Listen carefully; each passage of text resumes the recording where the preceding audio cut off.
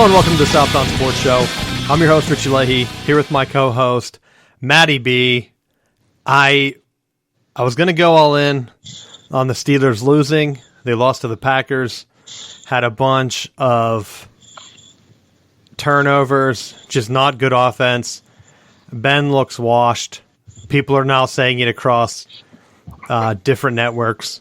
You see commentators bringing it up, so not good. But instead of having a negative show, we were gifted another scandal by one of my favorite coaches, Urban Meyer.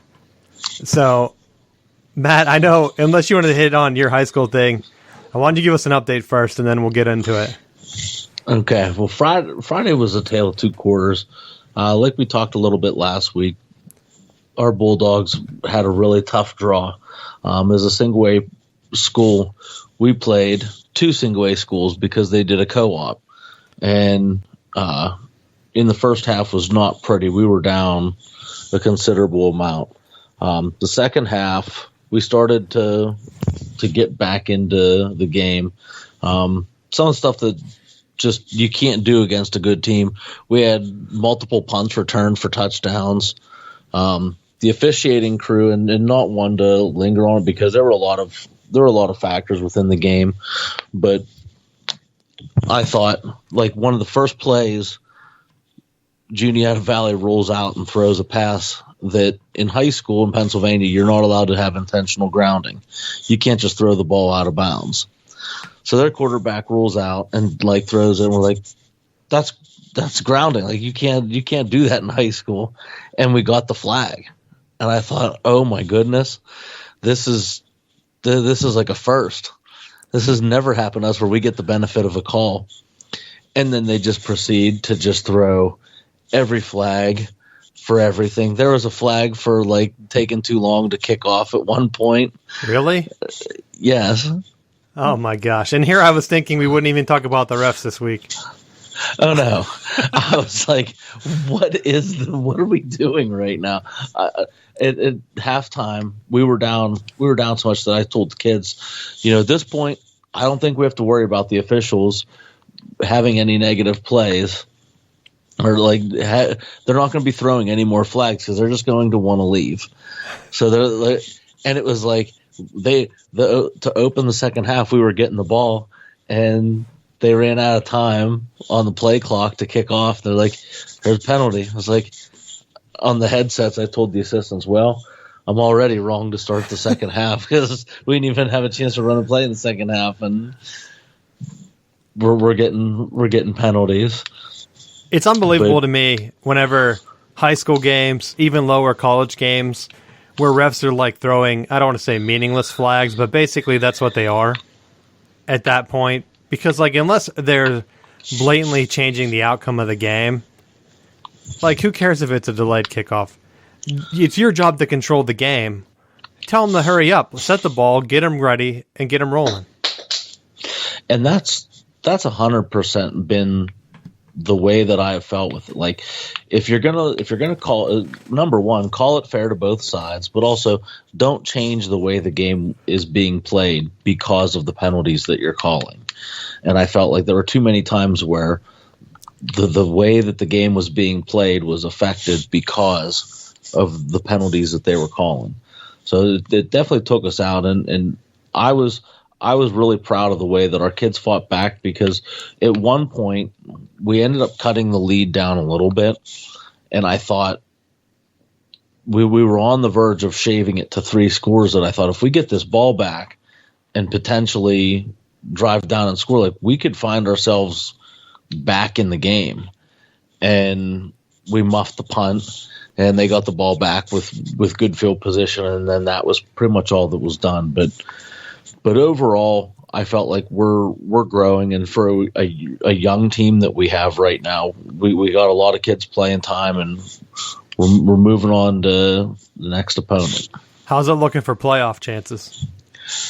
I actually think right now, because of some different scenarios, if we can find a way to win another game or two, I think we can potentially be a playoff qualifier. Nice. Well, good luck with that. We'll be keeping up, and hopefully we hear that you made it. Now, getting into our big topic, back into it, Urban Meyer. I have been on record saying that if I was in charge of hiring, and this is for college, NFL is a whole different beast. But I would say that if your school wants to win, hire Urban Meyer. There's nothing in my mind that makes me doubt that. And you know that there's going to be some baggage. He had issues at Florida. There were rumors that his wife made him step down because of infidelity or whatever you want to say. They're just rumors at this point. He had the health issues, the reason he gave. He went into the booth. Then he went back to Ohio State, went through there. Their scandal with the Zach Smith stuff, if you want to look it up, because there's a lot of information out there on it. But a lot of it was tied to like a sex scandal. There was like a domestic abuse thing. There were sex toys being delivered to the Ohio State Athletic Center, which if you're the coach, you know about that.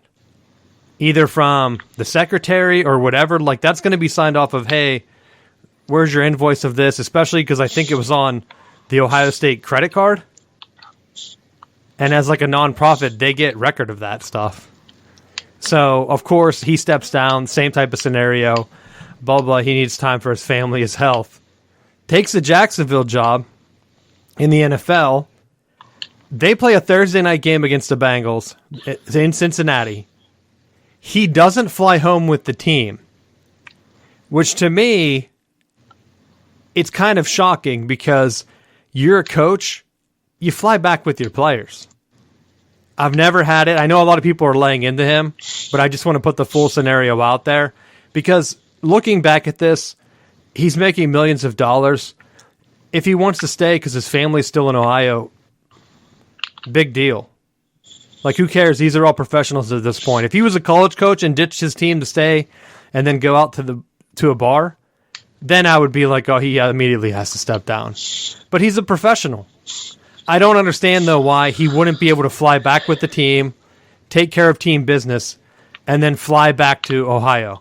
Maybe that's what happened. He said that he stayed after, though. So I think that means he just didn't get back on the team flight, right?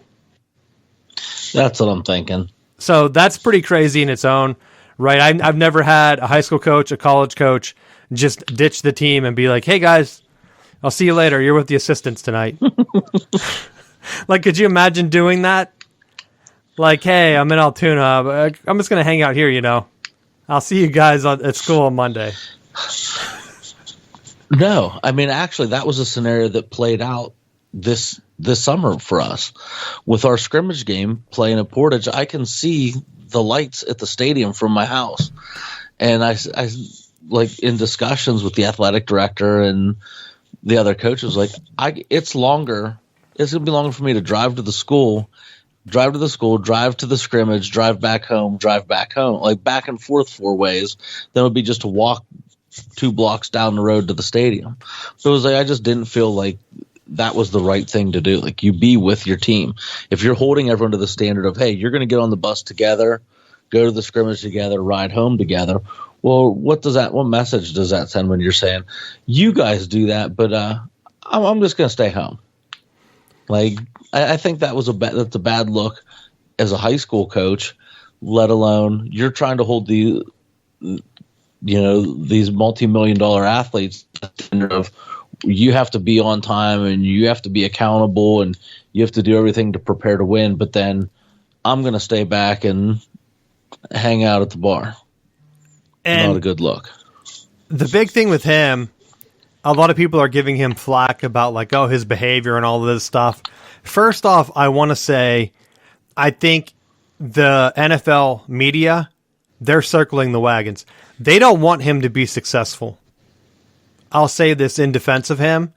They haven't wanted him to be successful since he's been hired. We talk about how the NFL is like a good old boys club. Everyone knows each other. They recycle coaches. Or they hire sons.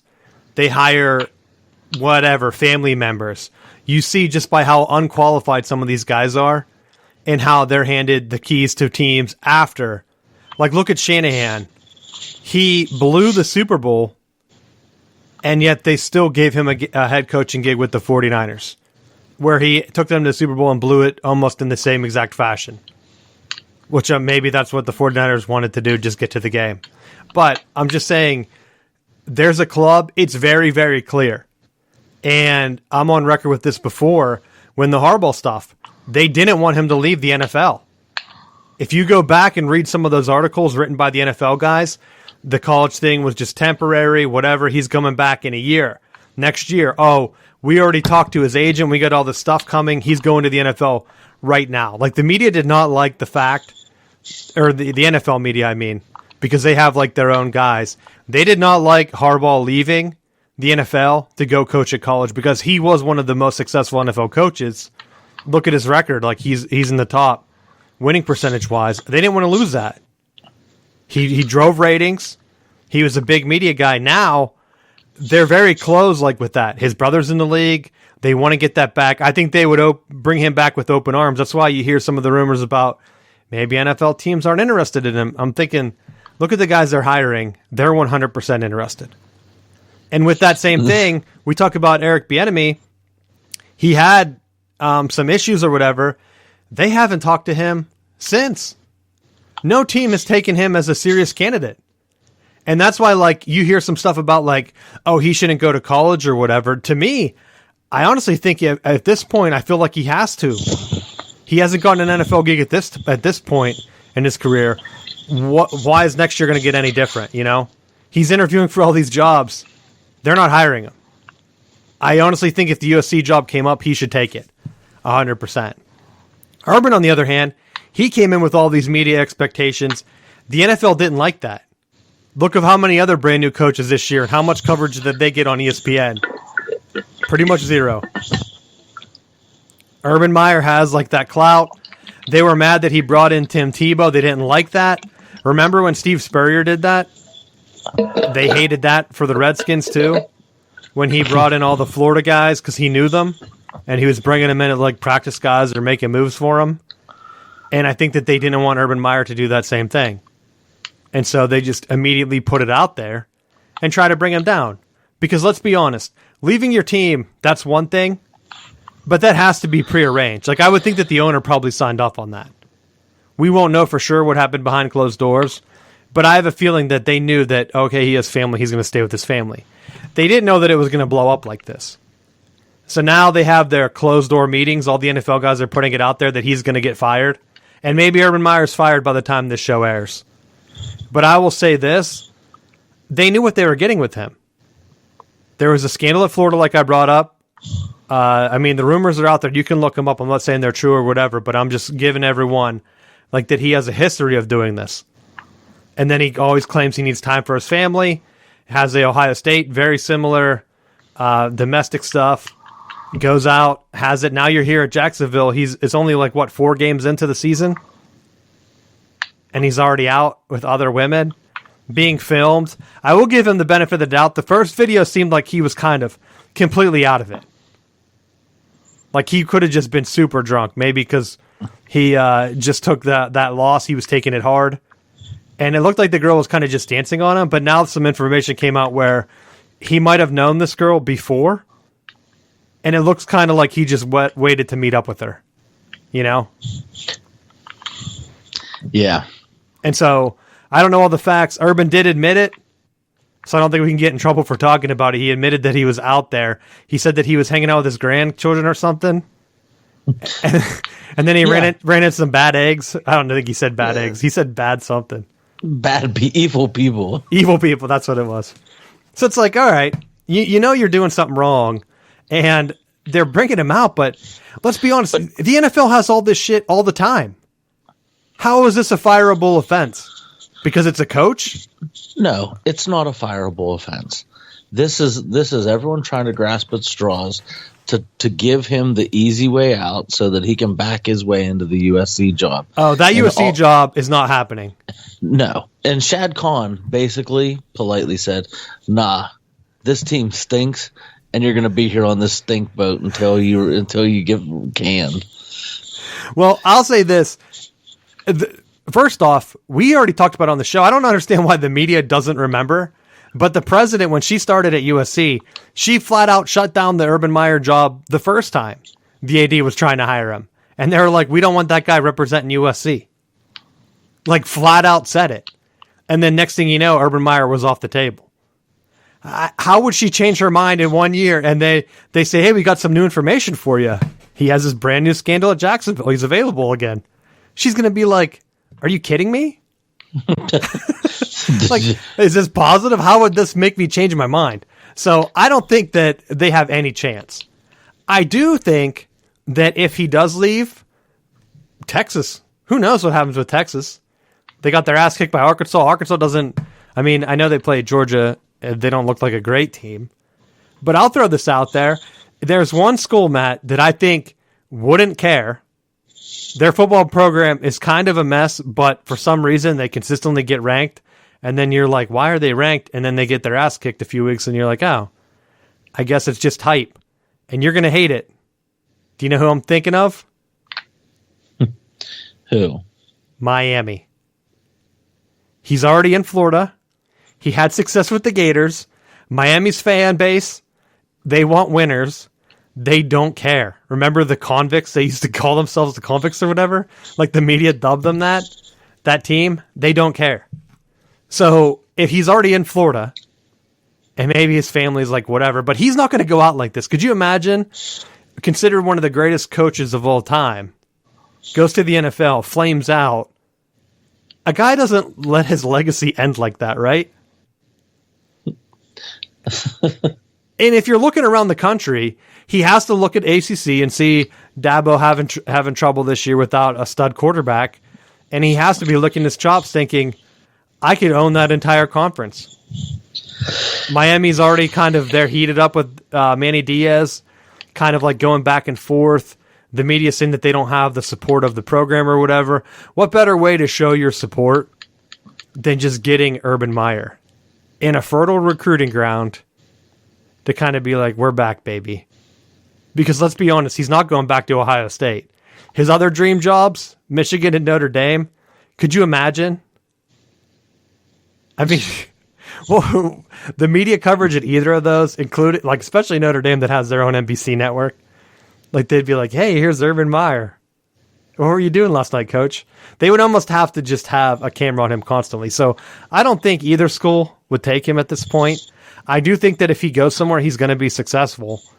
And some of those schools deep down, their fan base is going to kind of regret it. Because I see a lot of people making fun of him like, oh, yeah. I think a lot of it, though, is just the NFL media shutting him down. They don't like him. They haven't liked him since he got there. They've already been talking about they didn't like that he brought Tim Tebow back in because Tim Tebow, let's be honest, is more popular than a majority of NFL players. Do you honestly, though, do you really think that that's why they hate him? Why, Tim Tebow? No, Urban Meyer. I just think that he's successful.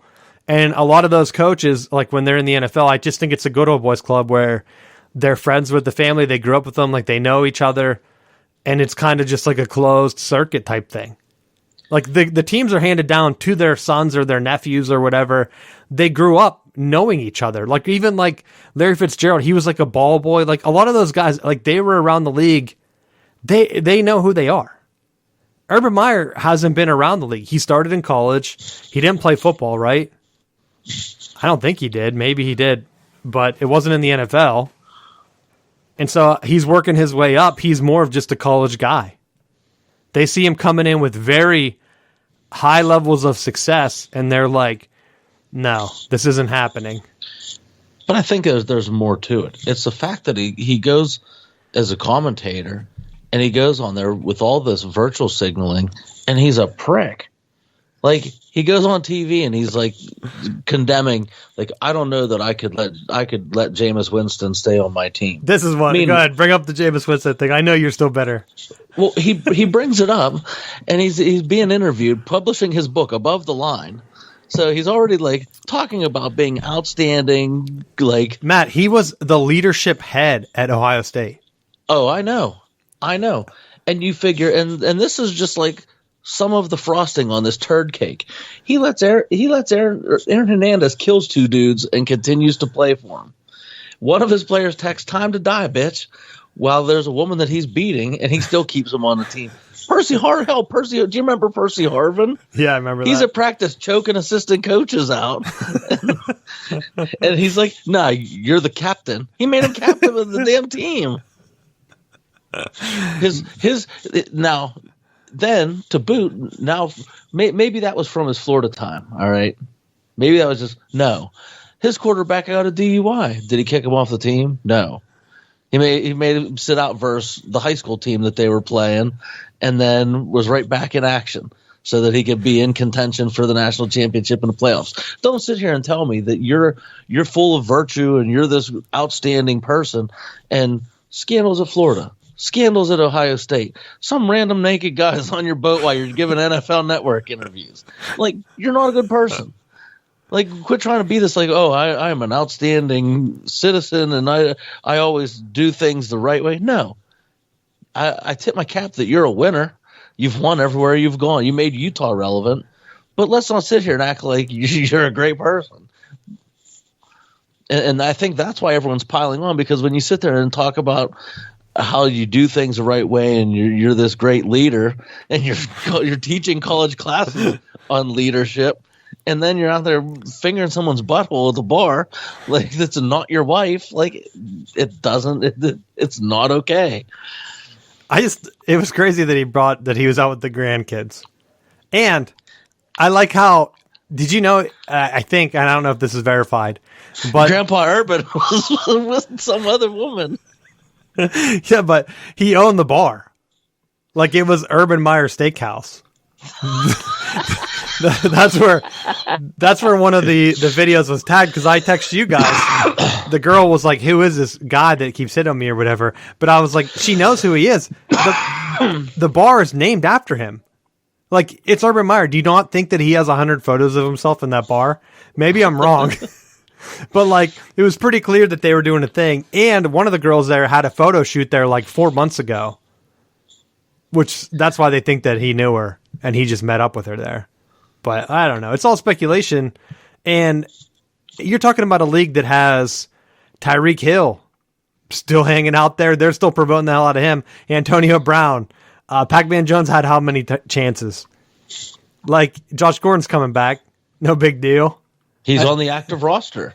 Yeah, him and Tyreek Hill. I mean, Andy Reid's just an upstanding guy. You know, a pure NFL guy. He's been around for 50 years. They know that he can take care of these situations. But that's what boggles my mind here. It's like, okay, maybe there's a difference between coach and player, but, like, didn't the Colts have issues with, like, their owner and then their coach and stuff?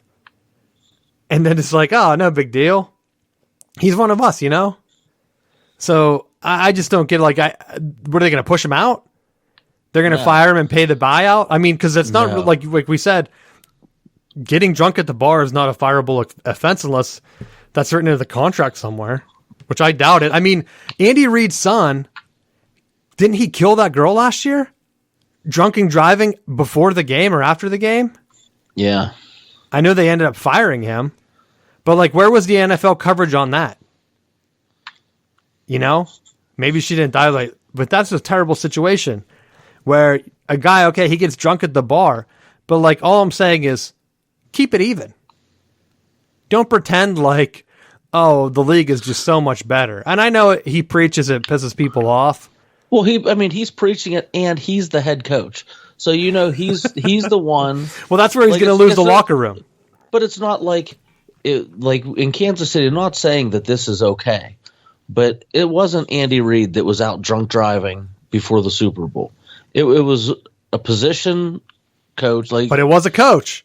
It was a coach. And they didn't really cover it, other than, like, ESPN and them talking about it. The NFL wasn't. They mentioned something about being sad for the family, I remember. And I remember, like, that's a weird statement. Like, why would you even... Are you kidding me? And then they were talking about how Andy Reid lost his other son to addictions. It's like, that's not even relevant to this situation. Like, are you kidding me? So I know they cover for their own. And Urban, I know that kind of talk wins college games because parents see it. let's be honest, a lot of parents, they're working. We know where the kids come from that are recruits. We see the stories all the time. Their parents might have multiple jobs. They're not sitting on Twitter watching videos of Urban Meyer dance at the bar. They don't even know that exists unless their kids tell them or someone else tells them that's negatively recruiting. But outside of that, like some of them, they just hear what they want to hear. They meet the guy. He's good selling it. Let's go. That's why I think he'll be back in college. I don't know. And who knows? Maybe he turns it around. Maybe he doesn't go back. I think he's going to be wherever he's successful. And like you brought up, yeah, the scandals come, the lies. I think all those lies catch up with him. That's where he loses the locker room. And that's wherever he's able to just step away. I think he learned from Florida, where Florida completely cratered. He lost the locker room. He lost everyone. Like you said, they were fighting. And as soon as he left, the Florida program tanked. It's been taking a while for them to build it back up. Now, at Ohio State, he learned to kind of just step away and take time to himself or whatever, and then he's been like an analyst for them. But he stepped away now, and they haven't looked the same since he's been gone. So, like, did they let him back around the program? If things start to fall apart here for Ohio State, I know they looked good on Saturday, but, like, if he gets let go by the Jaguars, does Ohio State try to, like, lock him back up in type of, like, an athletic type position where he can just kind of, I mean, it was pretty clear that they were covering for him. Look, he's not getting fired. He's not. He could step away at the end of the year, though, and it's back to square one. Where's he most protected? Goes back to Ohio State. If he quits at the end of the year, you know where he's going to go? He's not going to USC. He's going home. He's not coaching. He'll have too many health conditions stemming from the fact that his wife's going to take half. Well, if they get divorced, then he's definitely going to be coaching. And you better watch out when he's at Miami. He'll be doing insurance commercials with the General, him and Shaquille O'Neal. He'll be selling pizzas. He'll be doing all kinds of stuff. He'll be like Peyton Manning and Aaron Rodgers on steroids. He'll be selling everything. Well, remember whenever to make up for all the money he lost. Remember whenever they lost at Ohio State, he was like in the tunnel alone eating pizza. Now he's losing in the NFL. He's going to the bar to blow some steam instead. A little bit different. I know it's a little bit more controlled environment. That's why I'm wondering if he goes back there. And like you said, he's going to take time off. He's going to go back to whatever. He's going to stay around the game. You really think the NFL teams are going to let him hang around and do film? Like, his NFL career is done. No NFL team will hire him. And who cares? Like, I honestly think... I think this is the nail in the coffin. Like, when he flames out in Jacksonville, he's done. Like, you don't think he'll be coaching ever again? That'll be 3 strikes and you're out. Like, what? Unless he goes to, like I don't know, some random like Montana type school that like is literally like almost like what Petrino did, where he's at South. I already gave you that school, Matt. Miami, Missouri. Did you see their stands? That's too much of a high profile thing for him, because he would still be in the Power 5. Yeah, but he wants that. I know he wants it, but if he gets divorced, dude, he's 100% doing it. I don't think they'll get divorced, but I still think that he has a chance to do it. I just like how all the NFL reporters have said that the Urban Meyer's internal conversations with the owner have been horrible. It's like, okay, how do you know that? Who's telling you that? Who's telling you to report that? Is it going to be just like the owner of the Jaguars telling you to report it? Because, like, why else would you be saying that? Well, and I'm sure that he was blowing all of this accountability bullshit and like putting the team first and be above the line, and he's not going to be able to do anything to discipline the team, because they'll be like, yeah, good, we'll just go to the bar. I guess that'll be where we solve our problems. Yeah, but you don't know. Maybe he's incentivizing them with other ways. Like, hey, look what I'm able to do. I'll show you how to do that. I think I saw a statement where he brought up Trevor Lawrence's bachelor party. What are you doing? Why are you bringing that up? Like, everyone knows he has a bachelor party. What are you talking about? So I mean, if he loses the locker room, though, but maybe it's a plan where they lose and get another first round or like a number 1 pick or whatever. They could even trade down and build it up. And like, I just think getting rid of him, who are you going to get? You going to hire Bieniemy then? And that's why I'm saying, like, there's the answer is he stays put. There is no out to this. It's you're just going to own up to it, and you're going to live and die with this contract. Well, I'm going to do like I've been doing all along. I'm doubling down on Urban Meyer. I think he's a great coach, and this is a sports podcast. I'm focused mainly on the coaching. I don't care what you do, as long as you're not committing crimes. Which, to my knowledge, I didn't see him commit crimes. Maybe some of like the Ohio internal credit card use at Ohio State, but I guess that'd be more policy instead of like state crime. But who knows? I don't know. They didn't find anything wrong when they did that investigation, so I'm going to say nothing illegal has happened, to my knowledge. If he doesn't turn it around, I think someone is, and they let him go, someone is going to get a hell of a coach. And I didn't know if he was going to win an NFL championship. Trevor Lawrence hasn't looked good. A lot of people place blame on Urban for that or whatever. They also blamed him for going forward on 4th down before the half. And I'm a guy that takes the points. That still wouldn't have mattered. I think it would have only been tied then, right? I think. He had the confidence. They're up 14-0. He's trying to build confidence for a young team. I see nothing wrong with that. You've been losing. Go for the jugular. Try to get up 21-0 at the half. And if you didn't get it, you still have a 14-0 lead. That didn't lose them the game. I think a lot of armchair quarterbacks are sitting there saying, like, oh, that cost them the game. It's not like you passed up a field goal and then you lose by a field goal 5 minutes later. Or like the game was close. I understand where he was coming with that one. It's kind of like just going forward on 4th down like we talked about with Harbaugh and the Ravens a couple weeks ago. He knew he could have punted it. That would have been the safe play. If he didn't get it, everyone's going to say, well, that's a stupid call because it was immediate. It wasn't like he went forward on 4th down before halftime, you know? So that's kind of how Urban Meyer is. So they're just trying to connect the dots to try to find more negative things to say about him. And I just don't get it. I don't get it. You hired him. You knew what he was. He's not going to change. If he did it at Florida and he did it at Ohio State, you knew what you were getting. You need to put that support system around him. Keep his wife around him. She's at home with the kids or whatever. She tweeted it during the ordeal. Or whatever, or after. So, I mean, she's pretty active on Twitter. Like, keep her around. It's like, if you have some other thing where you're like you're signing off on your coach staying in Ohio away from his wife and going out to the bar, it's like, what are you doing? Protect them. Build that confidence. Be a part of it. So, anything else you have on it before we move on? No. I know we've been going long on the NFL, so I just had one more thing that was equally annoying to me.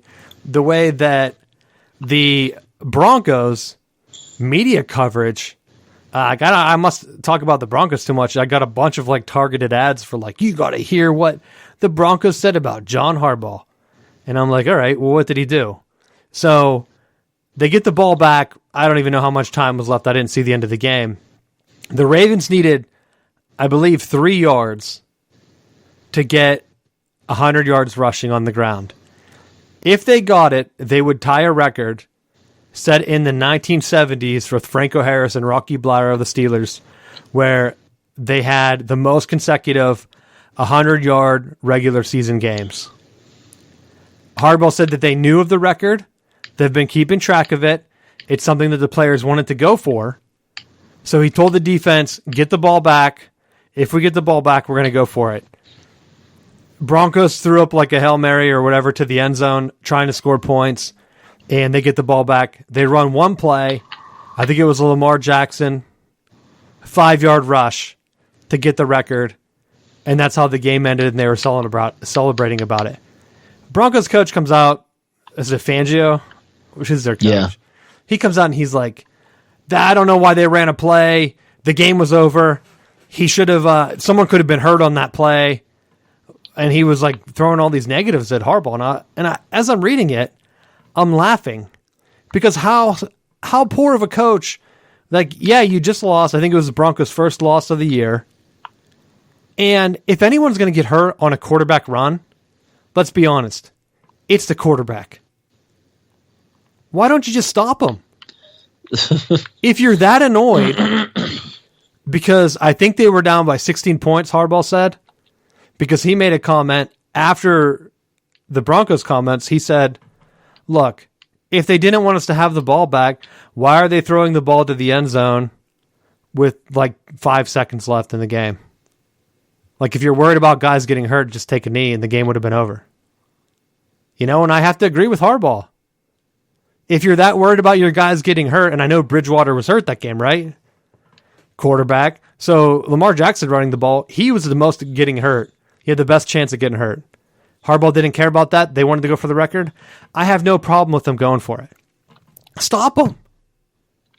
Stop it. It would have been more embarrassing, and maybe it would have actually helped your team rally, the Broncos, instead of, oh, now we just gave up a record to them, because now you look like shit. You get your ass kicked, and then they get a record at the end of the game on you because your offense couldn't control the ball. Right?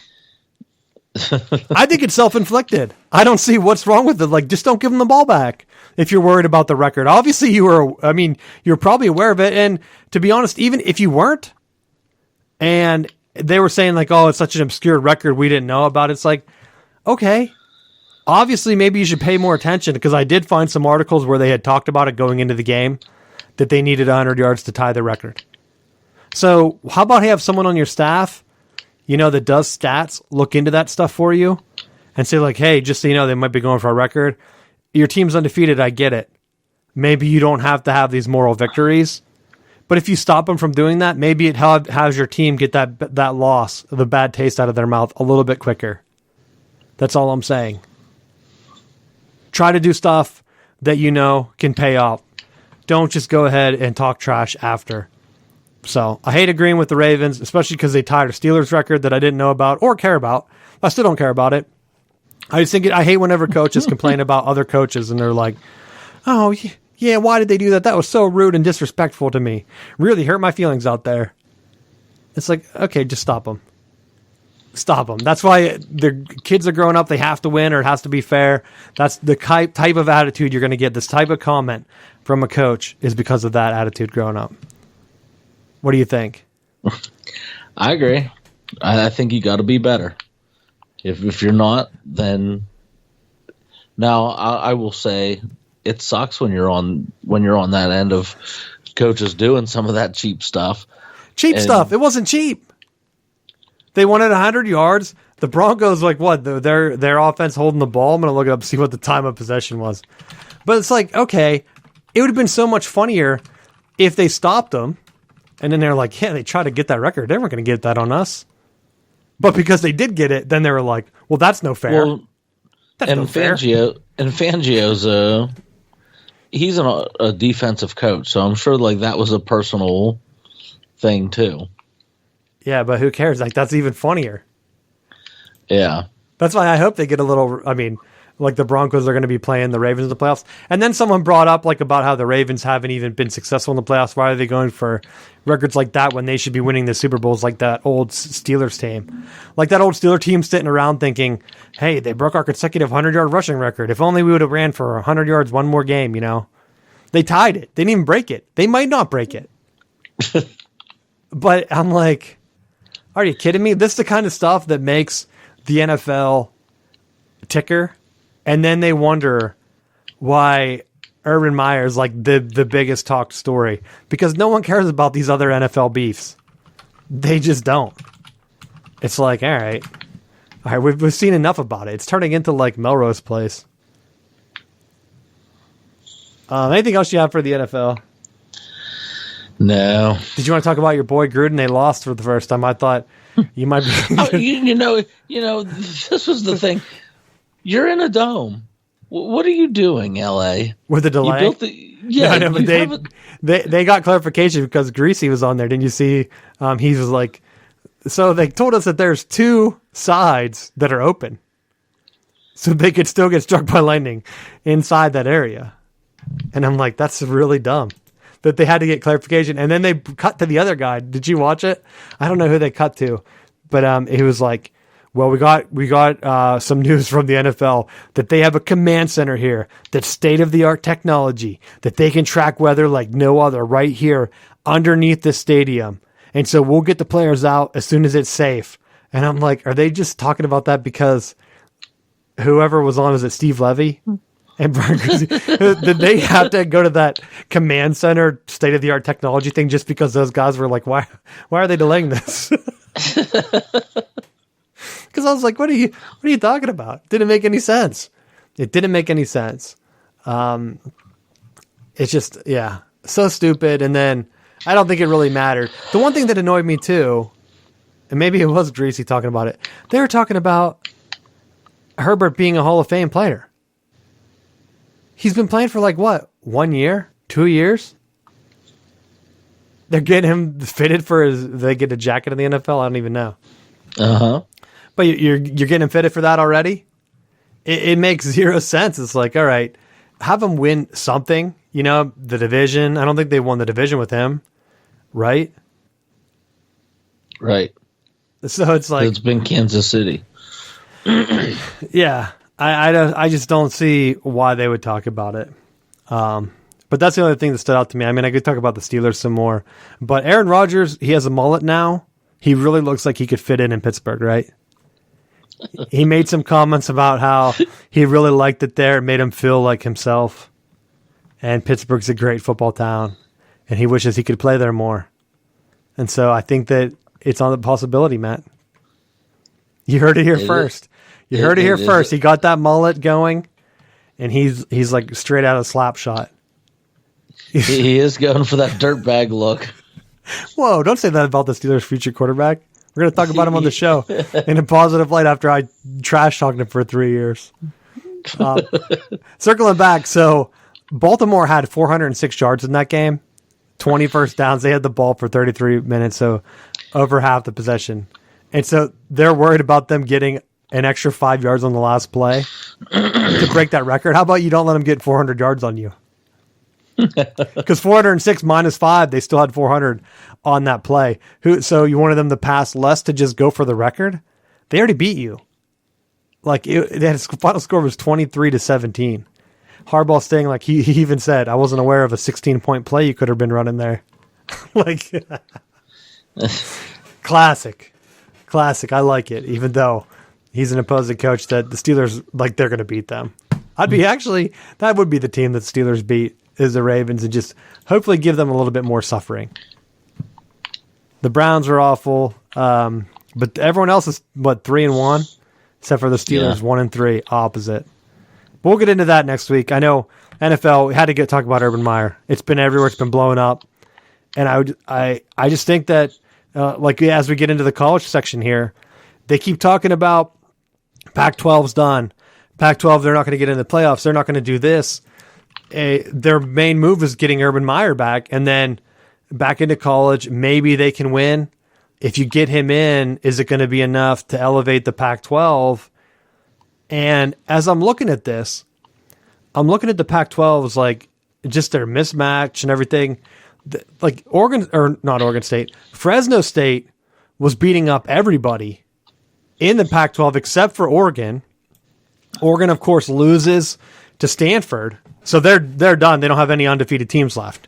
So if things stand where it is, and I had said maybe using UCLA as an example at the beginning of the year, and you shot it down immediately with the Pac-12 not having good strength of schedule, I said maybe they could get in with 1 or 2 losses if it's a chaos year. UCLA is already at 2 losses. They're choking. So you're really looking at Oregon. They do have the win over Ohio State. The pollsters already have them behind Oregon or Ohio State, I believe, because of their loss. So they're not going to get in. The Big Ten has an issue, though, with scheduling where they have the biggest matchup of the week, Penn State at Iowa, and the entire time I see the promo for it, I think, why? Why are you doing this matchup? Matt, I hate it. Because there's a very good chance that this is the Big Ten championship rematch. And Iowa, their only crossover game from like the big teams is Penn State. So like if you're looking at the SEC right now, Georgia and Alabama are both undefeated. They don't play each other, I don't think. So you have a chance of getting them. People are already talking about it on ESPN saying like, oh, they're both in the playoffs no matter what happens now. As long as they have one loss or less, like even if Alabama were to trip up or Georgia were to trip up, as long as they don't get that second loss in the SEC championship game, their playoff match or their championship match is only for seeding. And at that point, I know we're going to get into the college football playoff here a little bit later, but it's like, at that point, why even play the game then? Why play the SEC championship game if it doesn't mean anything? Because like Georgia, they had the Clemson game. Clemson hasn't looked good. So is that really a marquee win for them anymore? And then they don't play. I mean, this next stretch is going to be their main thing. And if they get through to November, Georgia's going undefeated. They play Auburn, Kentucky, and Florida. I think there might be a bye week in there. Maybe I'm wrong. No, I don't think there is. So they play those three teams. We will know if they're going to be undefeated by November. And we'll be able to lock them in. Because they're not going to lose to Georgia Tech, Charleston Southern, Missouri, or Tennessee. They're just not. And maybe I'm wrong, but I don't see it. And then same with Alabama. They play Auburn at the end and Arkansas at the end. But I think we already pretty much know that with the rest of their schedule here, those teams don't look good unless Mike Leach throws up a miracle win. Oh, I guess Georgia does have a bye week. I don't know which week it is. The 23rd is their bye week. So, because Alabama plays Tennessee that week. I just don't see how any other conference now you're looking at the playoffs and you're thinking, how am I going to get in? What do you think the chances of both SEC teams getting in are? Oh, I think it's really good. I mean, they have it padded in such a way that I think that it. I honestly think with as many losses as some of these teams may end up having down the stretch, you could even see a potential three loss SEC team get in. Oh, they're not going to get in with that. Not this year. Unless Cincinnati or BYU really blow it. And then, like, who's the other one that's undefeated? Coastal Carolina. Like, I don't see how you can sit there with a straight face and say, well, these other teams are really kicking the shit out of the rest of the SEC. Like, they're killing Arkansas. I mean, even Florida with an embarrassing loss to Kentucky. That would have been your third team, but they're done now. Like, they already have two losses. I don't think you're not going to put Florida in. Maybe if Kentucky runs the table and only loses to Georgia, then you're looking at it, but they're not going to get in with 2 or 3 losses, Matt. But go ahead. I mean, I just think that with enough craziness, and I don't rule anything out, because when you have so many teams that you're trying to push from one conference, they'll find a way to push for the people that they want. I'll say this. The Pac-12 is pretty much dead unless Oregon runs a table, and then, like you said, there's some chaos. I don't think a third SEC team would get in over Oregon. Because you're looking at like that Ohio State win. Unless Ohio State really bottoms out and ends up with like 4 or 5 losses, which at this point isn't going to happen. Like, let's be honest, they just killed Rutgers that played Michigan tough. They're starting to gel. Their only losses are most likely would be, I think Ohio State, do they even play? Like, they're in the weird situation where they don't play the crossover games. So you're going to say they would have to lose to each of Michigan, Michigan State, and Penn State in the same year. That hasn't happened in forever. So it's not going to happen. Like, they play their crossover games that they have left, Nebraska and Purdue. You would almost have to say that they lose the Nebraska game, Penn State, Michigan State, and Michigan, and really just bottom out at the end of the year. Maybe the only way that happens is if Urban Meyer gets let go by Jacksonville and they let him back in the building, and chaos ensues. They're not losing all those games. So I think the Oregon win is going to put them above whatever other team. And I think the rest of it's just beating them up. But my Big Ten thing is Penn State and Iowa, you get rid of that extra crossover game, guess what? You don't have them play it. Penn State already beat Wisconsin. Wisconsin got the short end of the stick because now they're not ranked. They scheduled Notre Dame, which was dumb, because at this point the Big Ten needs to step up to the front office and say, look, we're done scheduling non-conference games that tough. Penn State gets rewarded with beating Auburn by having to go to Iowa and to Wisconsin, Matt. Why? You can't tell me that after those 3 tough games to start the year that they're going to be completely healthy and ready to run through Michigan State, Michigan, and Ohio State. Michigan and Michigan State are both undefeated. I'm not saying that they're perfect teams, but for Penn State, that's just a brutal schedule that no one in the SEC has a schedule like that. Yeah. Even Iowa, you play Iowa State. Oh, great work. You really killed them so bad that the Big 12 now is such a joke that they really only have Oklahoma left as a legitimate playoff team. Oklahoma State's undefeated. Maybe they'll run the table kind of like Wake Forest. That's how I feel about Oklahoma State. They would have to go undefeated to get in. They're pretty much behind Cincinnati at this point. Because I don't think Oklahoma's been struggling with everyone. I don't see Oklahoma win by Oklahoma State as being that powerful unless they run the table. Maybe I'm wrong. We'll see what the pollsters decide.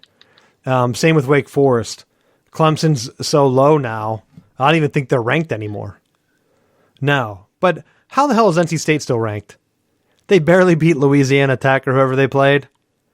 It's like they just need one ACC team. They're like, come on, pick one.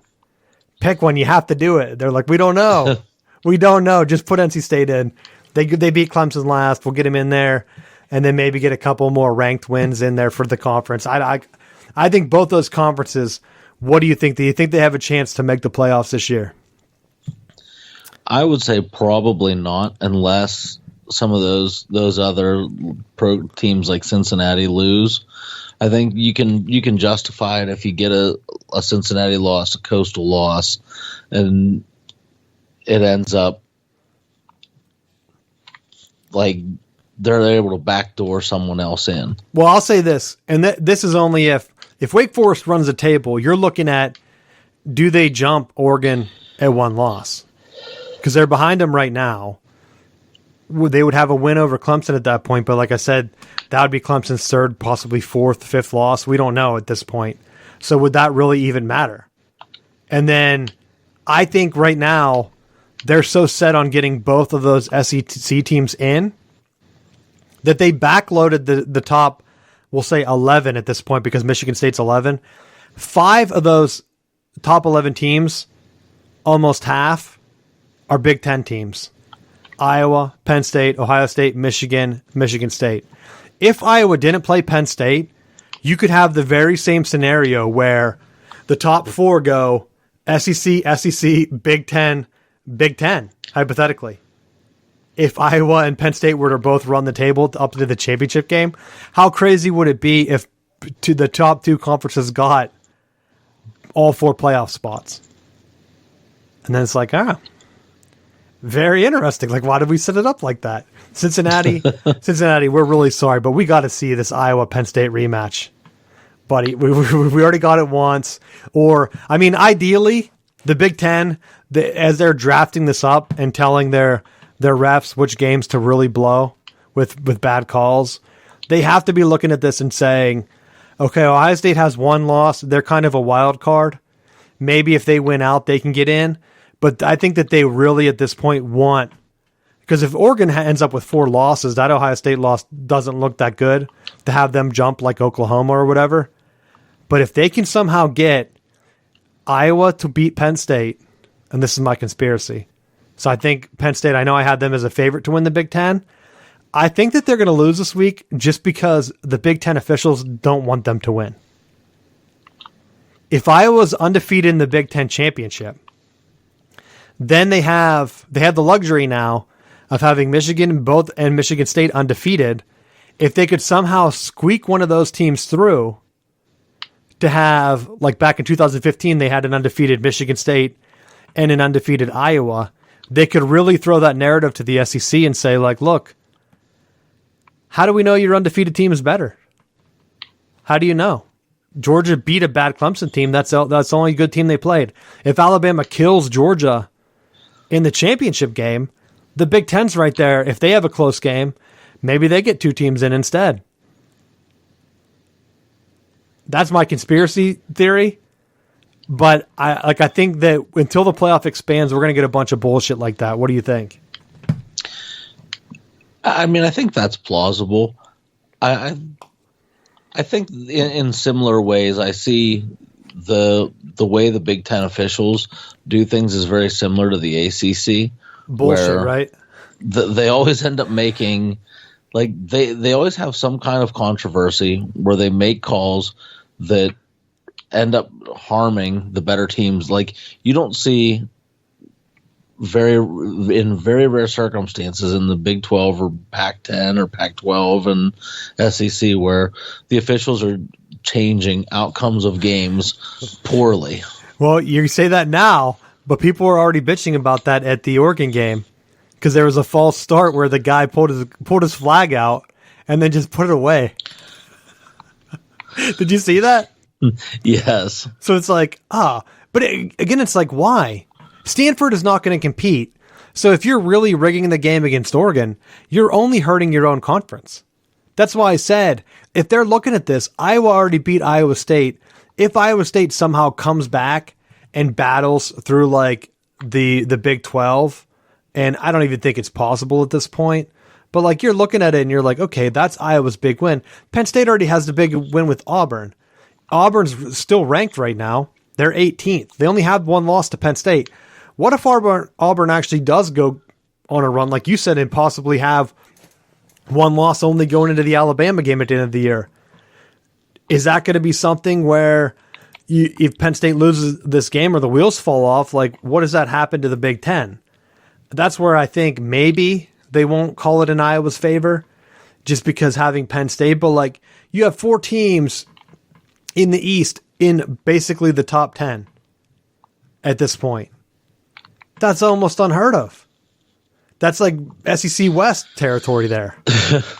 And I mean, if Lane could deliver, maybe they would have 4 teams in the top 10 because Auburn, if they would have beat Penn State instead, who knows? I just don't know. If you're a fan of football, it doesn't look fun.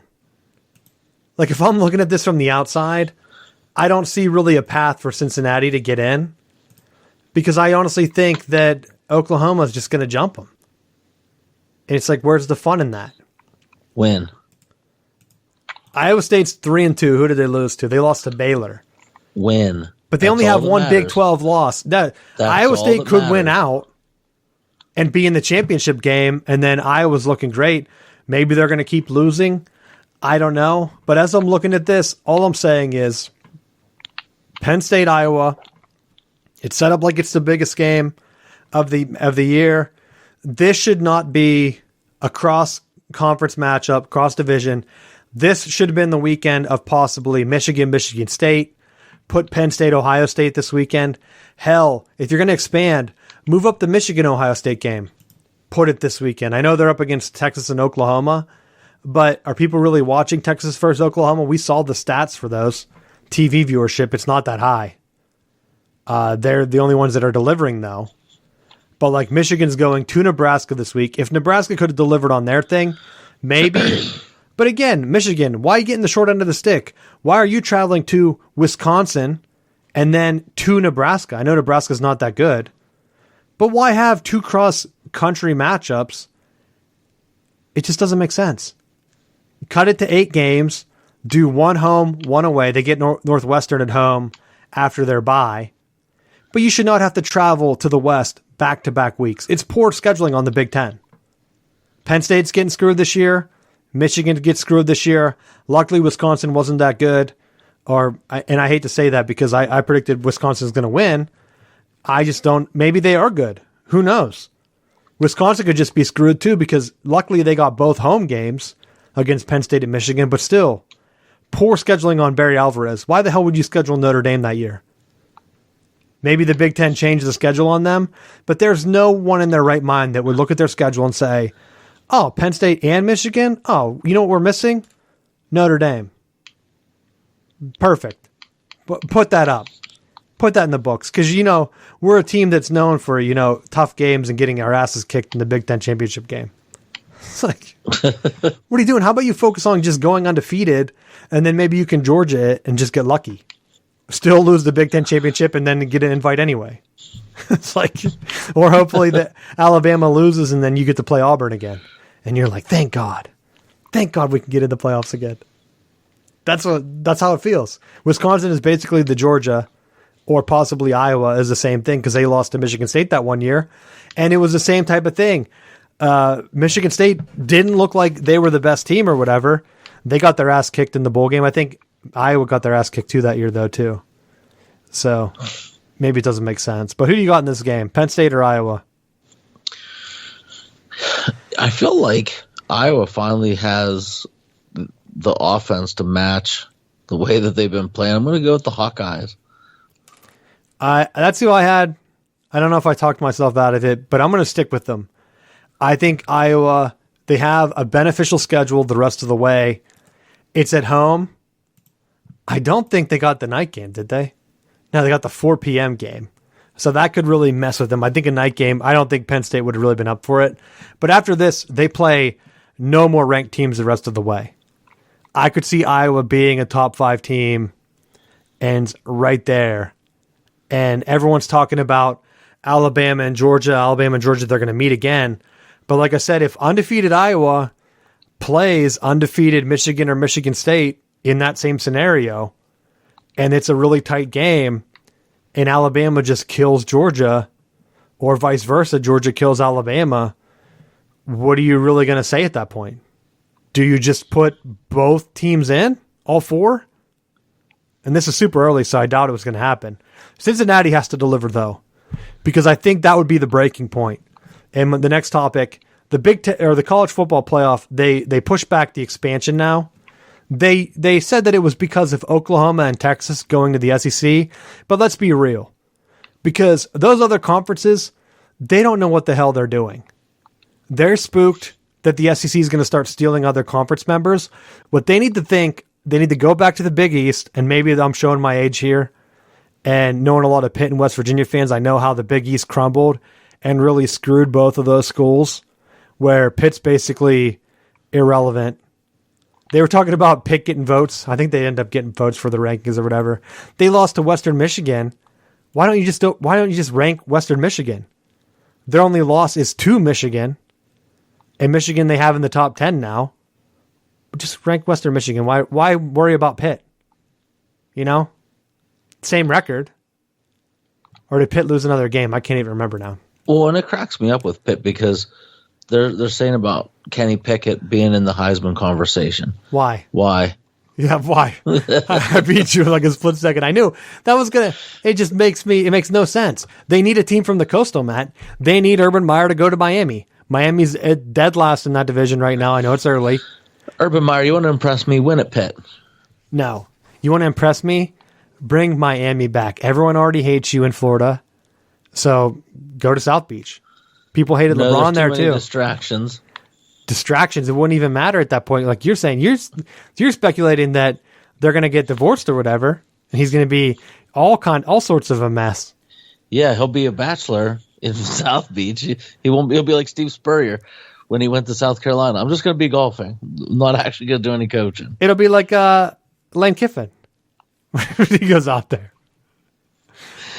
Lined up. I mean, that's what they say with the Scott Frost is at the bar after games on the weekend. People see him there. Whatever they say, like back where he would go when he's a thing. So if he's going out to the bar, what's going to stop Urban Meyer? I mean, everyone hates Scott Frost right now.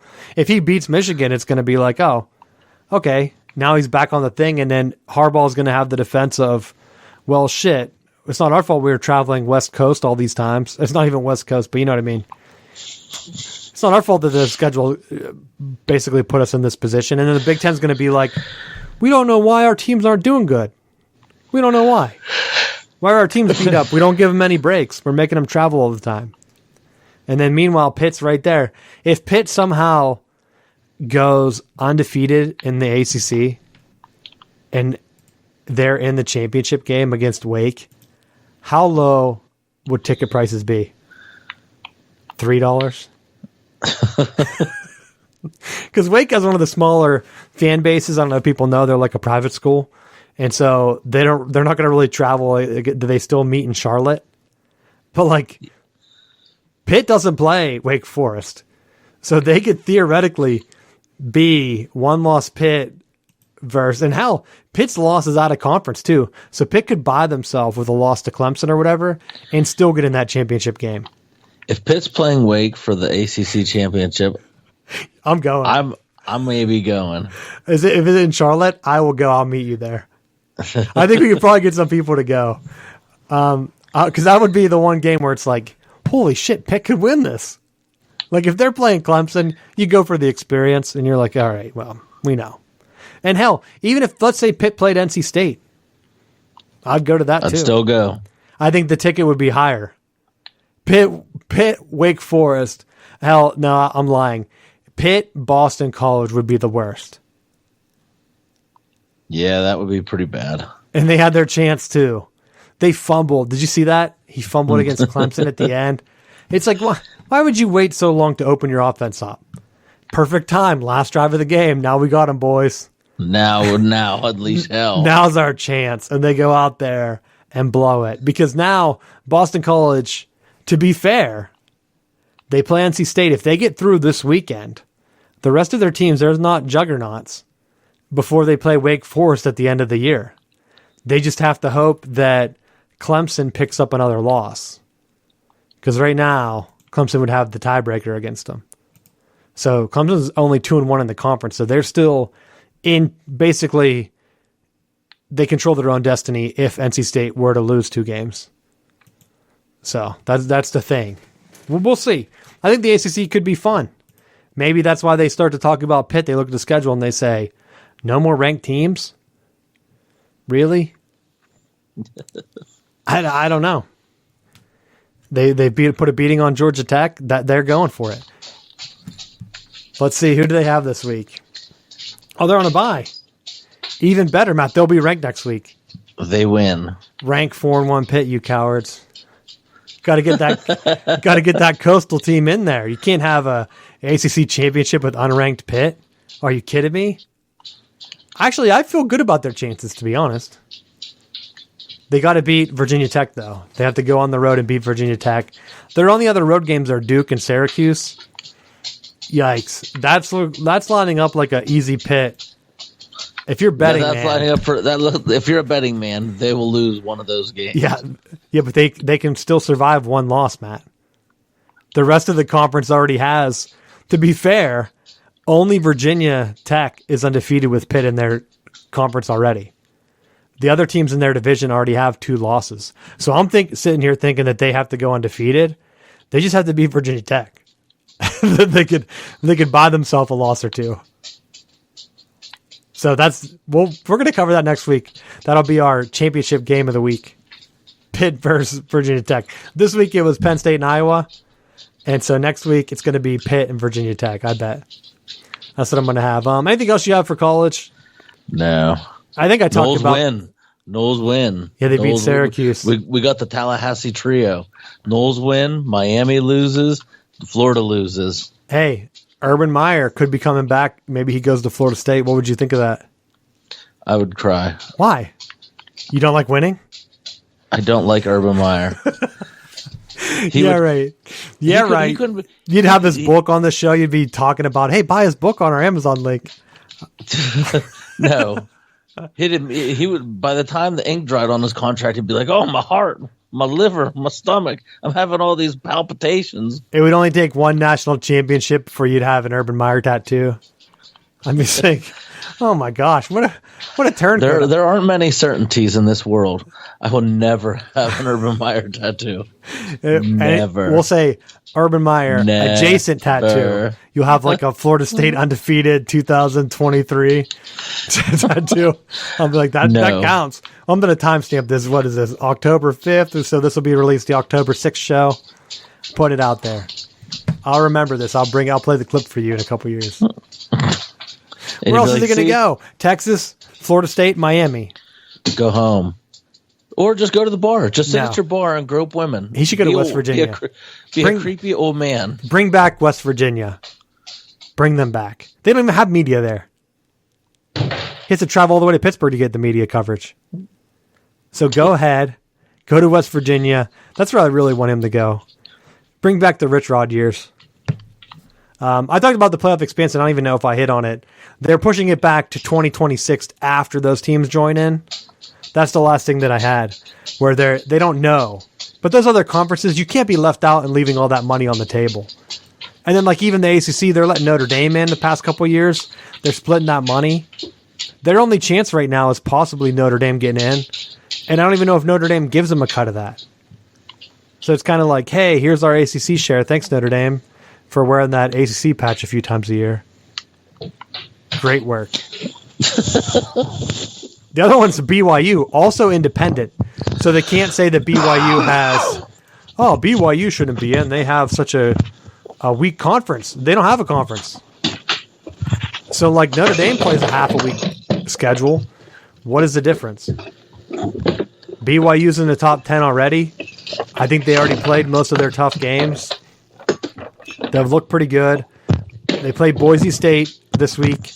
So if you're looking for a game to watch at 3:30, it's going to be on national television. They also got to play Baylor, Washington State, and Virginia, and USC.